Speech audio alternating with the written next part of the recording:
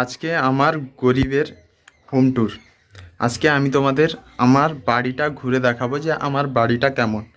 তো দেখতে পাচ্ছ, এটা আমি ছাদে দাঁড়িয়ে আছি আমাদের বাড়িতে।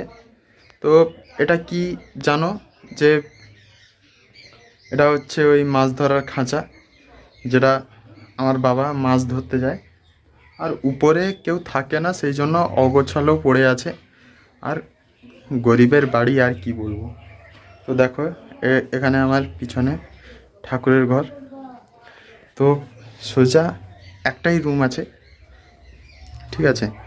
তো বেরোলে এই যে দেখতে পাচ্ছ আমাদের ছাদ, আর একটা বড় একটা বাক্স। এখানে থাকা হয় না যেহেতু, সেই জন্য এত ইউজ করা হয় না ছাদটা। নিচেই থাকা হয় আমাদের, ছোট্ট ফ্যামিলি, ছোট্ট পরিবার, তো তাই।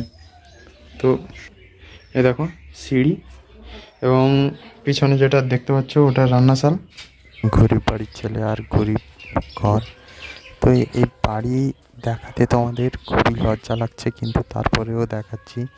বাড়িতে এত জঞ্জাল ভর্তি, মানে মাথা খারাপ, সেটাগুলো দেখাচ্ছি। আমার প্রচুর লজ্জা লাগছে, কিন্তু তাও দেখাতে হচ্ছে, ঠিক আছে।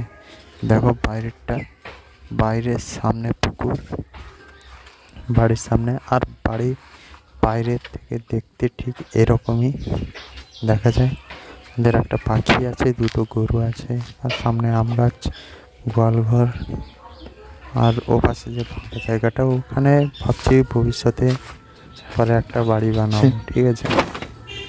এখানে যেহেতু বাড়ি বানাবো, এখানে এখন আনাজ, ফুল গাছ এগুলো লাগানো আছে। তো বাড়িটা যদি পরে ভবিষ্যতে বানাই, তাহলে সেটাও তোমাদেরকে দেখাবো। তো তোমরা একটু সাপোর্ট করো। তোমাদের সাপোর্ট পেলে ভবিষ্যতে যদি এরকম এখানে ভালো একটা বাড়ি বানাতে পারি, ঠিক আছে। তোমাদেরকে একটু রিকোয়েস্ট করছি, এই গরিব ছেলেটাকে একটুখানি সাহায্য করো। তোমাদের একটা সাপোর্টই আমাকে করবে। তোমাদের কাছ থেকে টাকা চাইছি না, শুধু একটু সাপোর্ট চাইছি।